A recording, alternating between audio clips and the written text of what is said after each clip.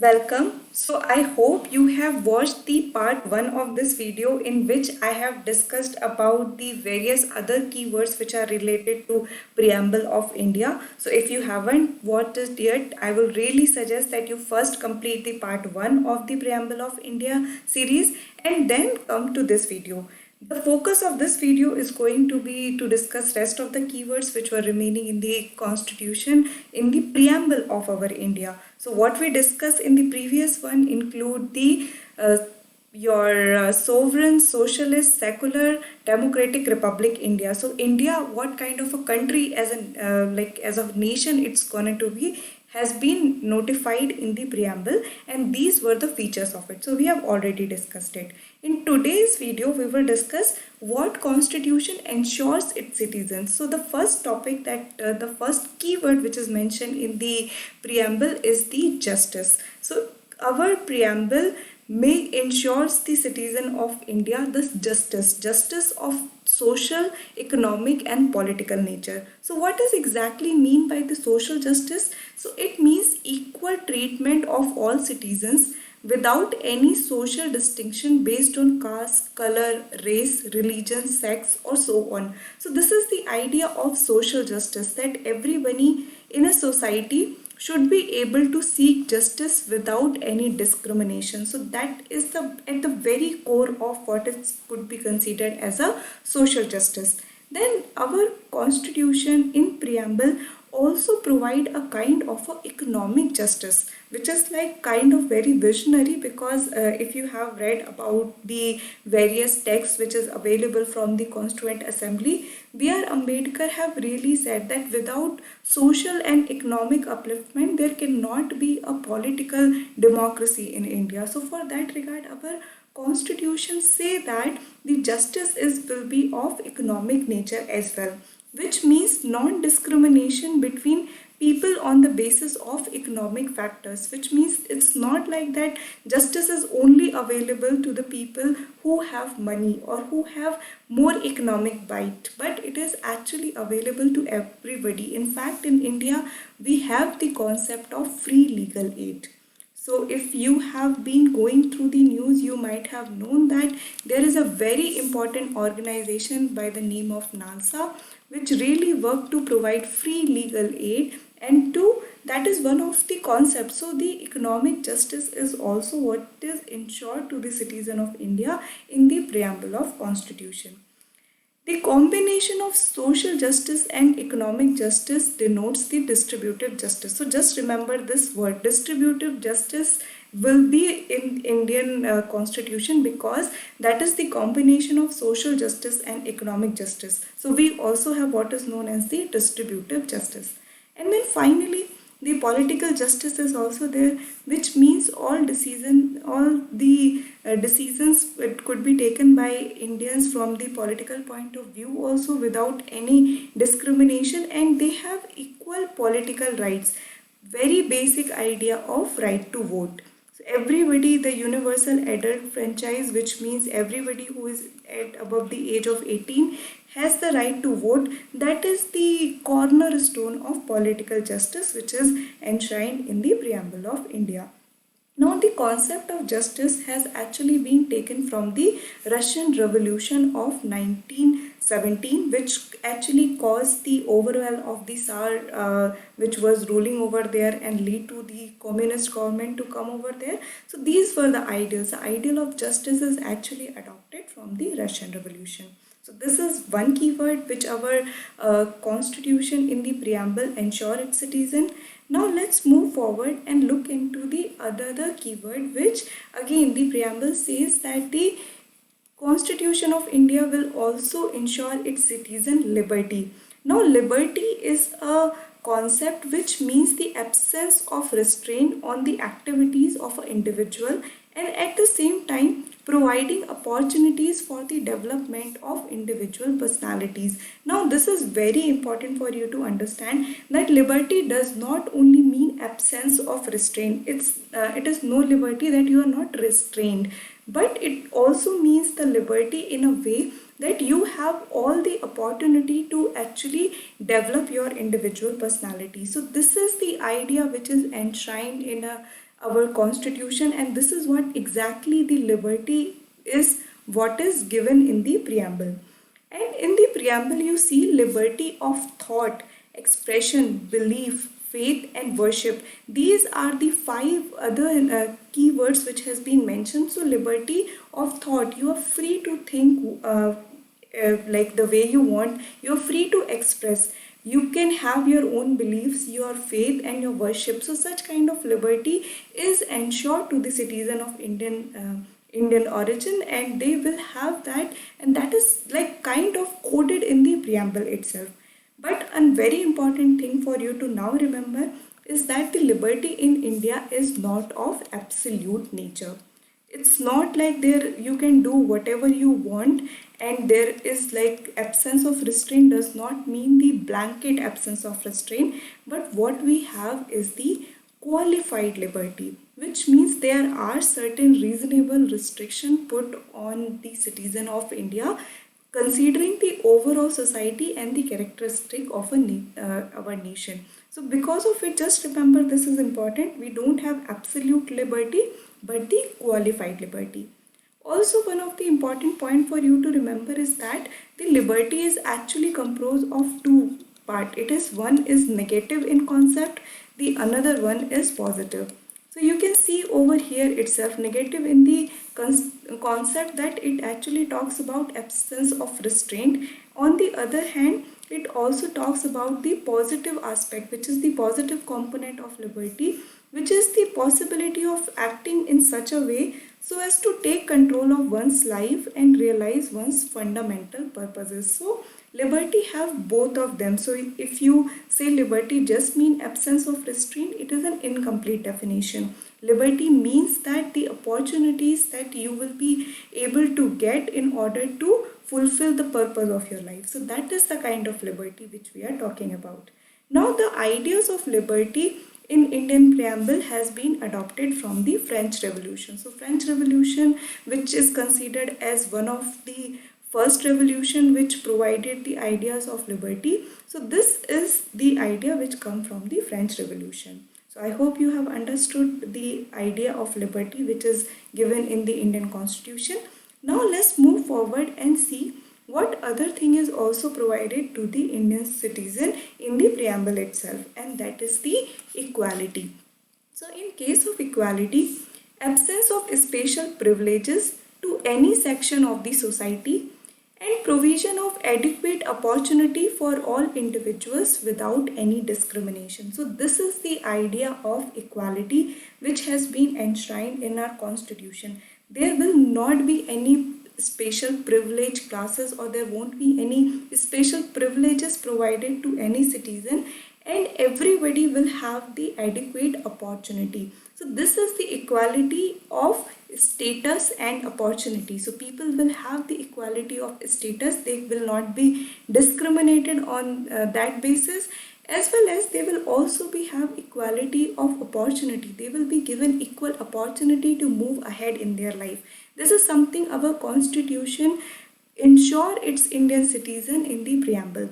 And how we can see that, how the constitution has actually realized it. So it has realized it in the form of civic equality. So idea of status and opportunity actually mean in the end civic equality, social equality, and the political equality. Social, civic, economic, and political. So this is the kind of equality we are talking about here. So in the civic equality, how we can say that India has adopted the civic equality, or the Constitution of India has provided to its citizens the civic equality? So we can find it equality before the law. Article 14 specifically say that everybody is equal in the eye of law. So equality before the law. Then prohibition of discrimination on ground of religion, sex, caste, place of birth. So again you cannot discriminate, which means again equality of opportunity. Equality of opportunity in matter of public employment. Your Article 16 also say that for the public employment the equality of opportunity would be there.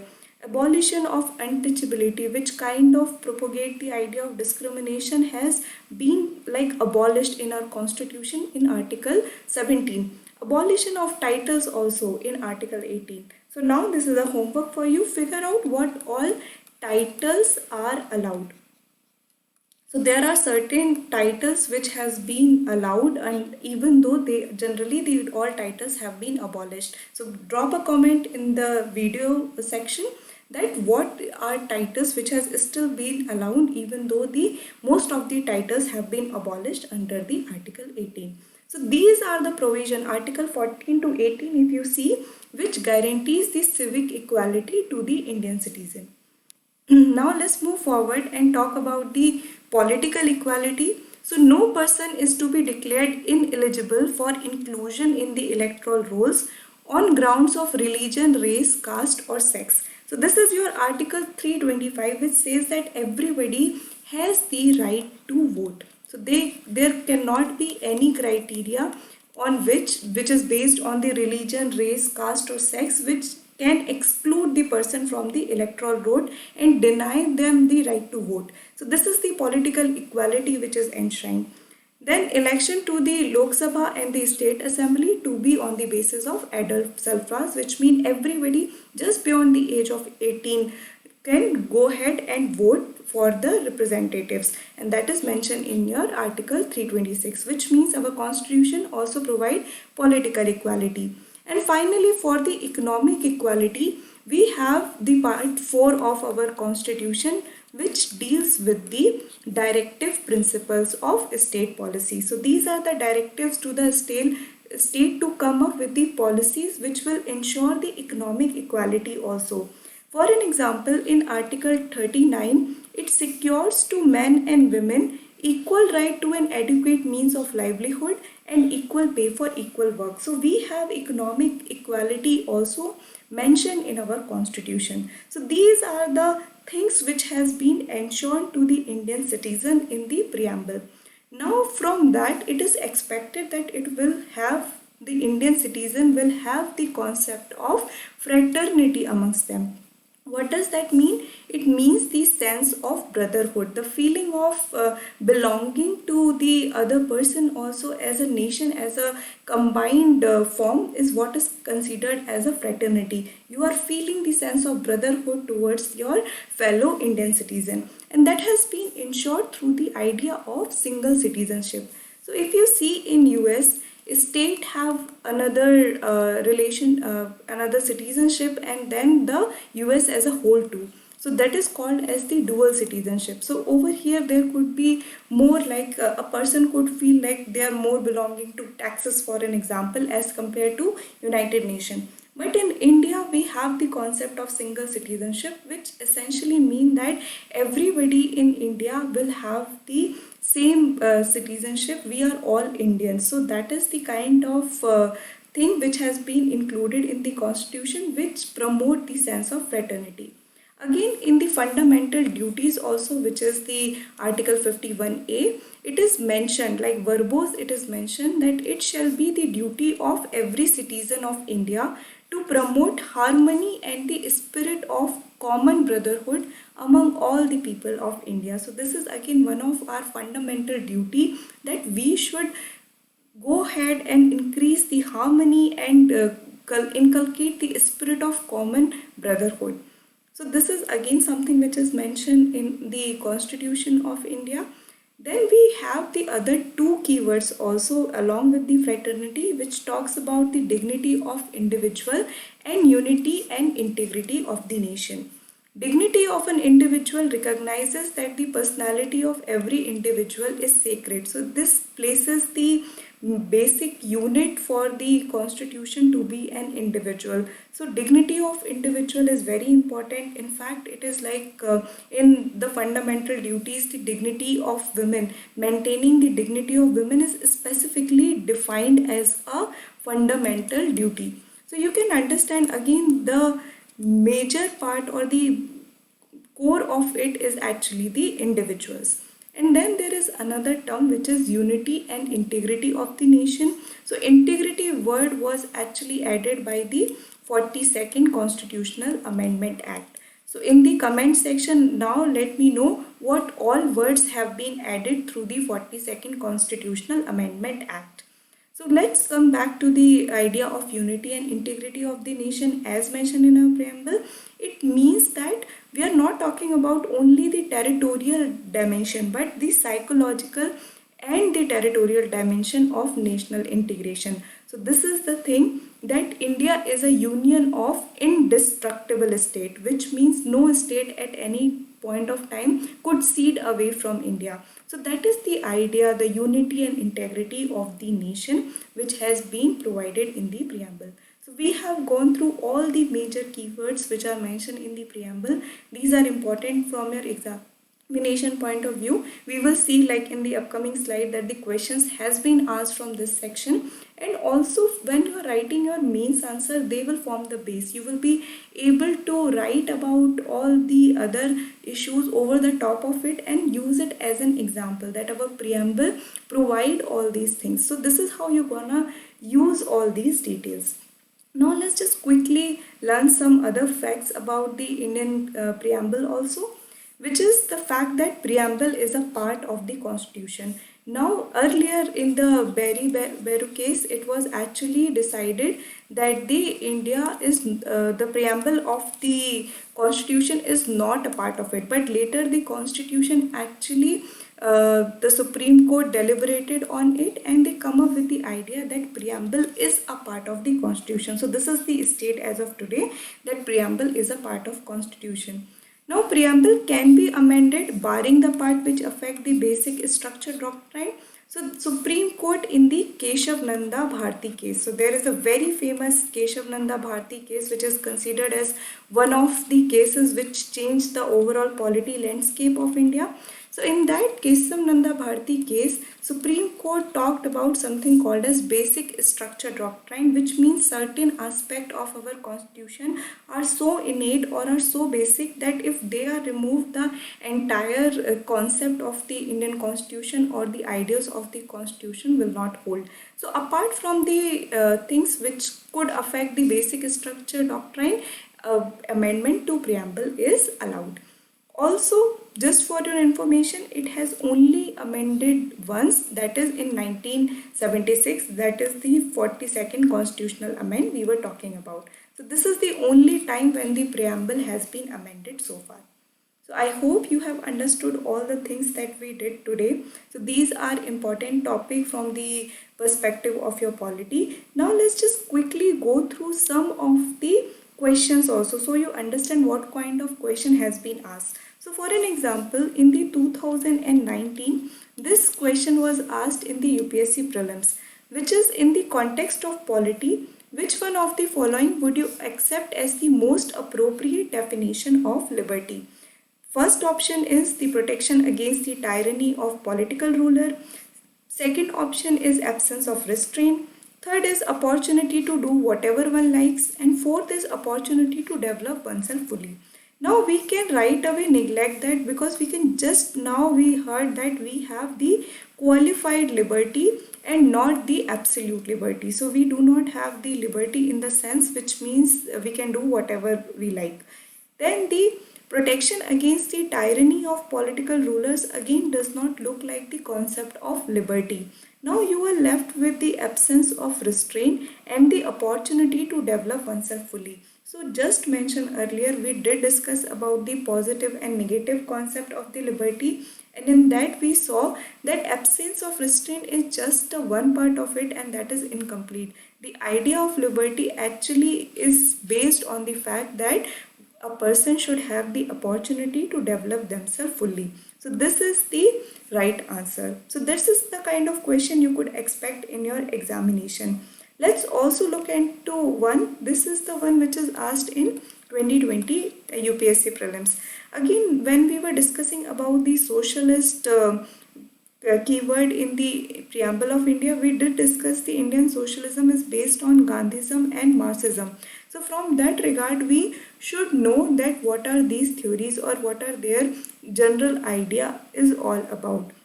So the first was to have the final goal of a stateless society, then about the class struggle, abolition of private property, and economic determinism. So these are the four options that you can see, and the class struggle is mentioned by the Marx. Abolition of private property is masked by the Marx. Economic determinism is something which they discuss, but it is actually the final goal of stateless society where they both converge. So Gandhianism and the Marxism both talked about to eventually come to a state of stateless society.